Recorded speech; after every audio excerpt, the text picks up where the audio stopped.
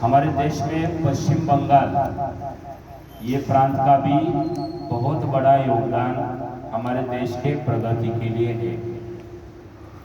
सुभाष चंद्र बोस सबको मालूम है, आज़ाद हिंद सेना की उन्होंने स्थापना की थी। रविंद्रनाथ टैगोर सबको मालूम है, अच्छे कवि थे जिन्होंने जन गण मन हमारा जो नेशनल एंथम है वो भी उन्होंने उसके वो रचिता थे। पश्चिम बंगाल से ही डॉक्टर जगदीश चंद्र बोस आते थे, एक महान शास्त्रज्ञ जिन्होंने भौतिक शास्त्र जिसे हम फिजिक्स कहते हैं और वनस्पति शास्त्र जिसे बॉटनी बायोलॉजी के अंतर्गत आता है, उसका बहुत अच्छा अध्ययन उन्होंने किया था। हमारे देश के जितने भी साइंटिस्ट हैं उनमें उनका नाम भी अग्रगण्य क्रम में लिया जाता है। जैसे आप सभी इंग्लिश मीडियम स्कूल में पढ़ते हैं, इंग्लिश मीडियम ये अब ज़रूरत बन गई है पूरे देश के लिए, समाज के लिए, क्योंकि अगर आपको खुद को एक्सपोज करना है, अगर आपको ज़्यादा से ज़्यादा लोगों तक कांटेक्ट बनाना है तो इंग्लिश ये आना ज़रूरी है। तो उनका भी शिक्षण इंग्लिश माध्यम के स्कूल में कोलकाता में हुआ। हायर स्टडी के लिए वो अब्रॉड गए। अब्रॉड से आने के बाद में उन्होंने as a professor Presidency College में उन्होंने ज्वाइन किया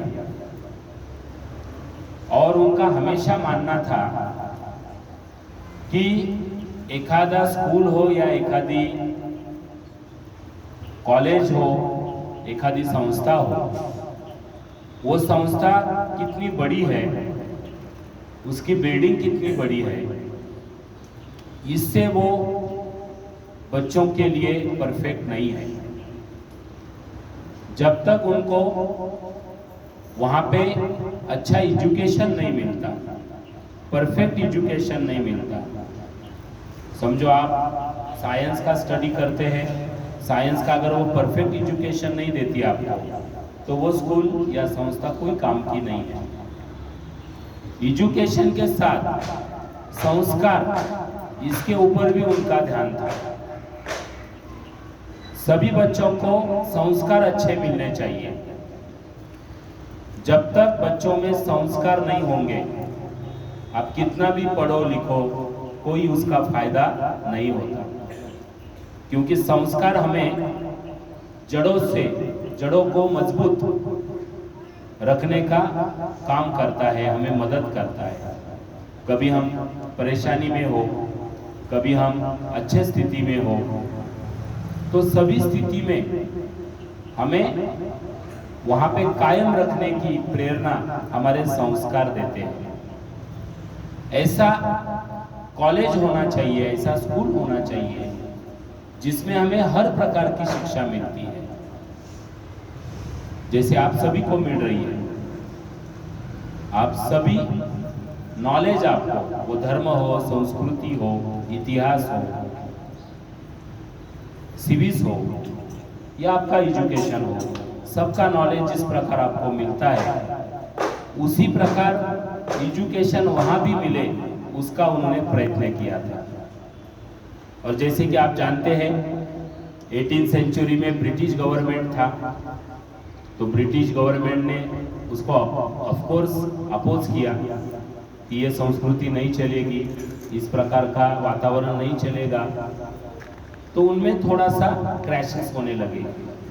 वो जो प्रेसिडेंसी कॉलेज के जो लोग थे और उनमें थोड़ा क्रैश होने लगा, यानी मतों में थोड़ा सा जो है डिफरेंस होने लगा। और उनका ये भी मानना था कि वहाँ पे काम करने वाले जो इंग्लिश लोग हैं उनको ज़्यादा पेमेंट और जो भारतीय लोग हैं उनको कम पेमेंट, कम वेतन, ऐसा भेदभाव आप नहीं कर सकते। तो इसी के चलते उन्होंने 3 साल तक वेतन भी नहीं लिया था।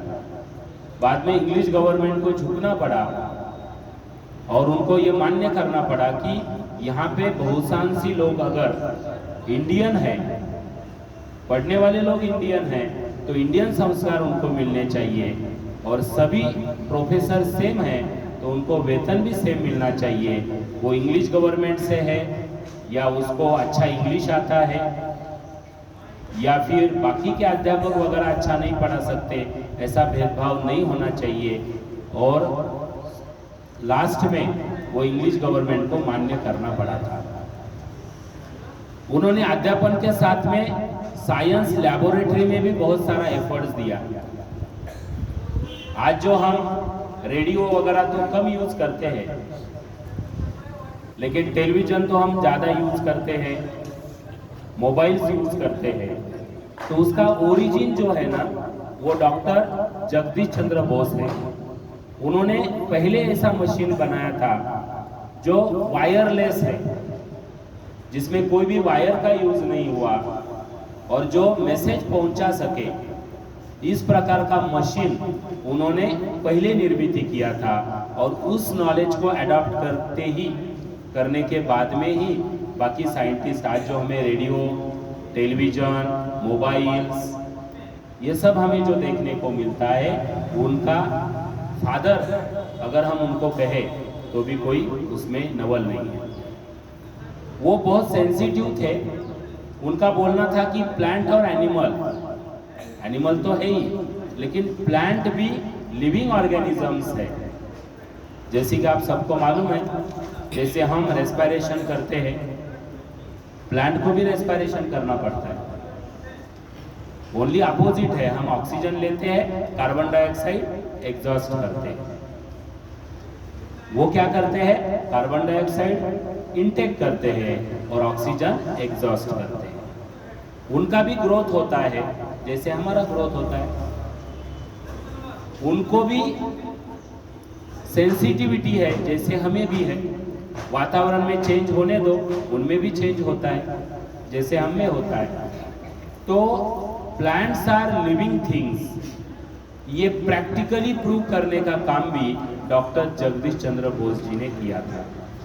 तो उनके एफर्ट्स को हम हमेशा याद करेंगे और हमेशा संस्कारक्षम हम रहने का काम करेंगे, क्योंकि संस्कार जिस स्कूल में है उसी स्कूल के बच्चे आगे चल के देश के विकास में मदद करेंगे।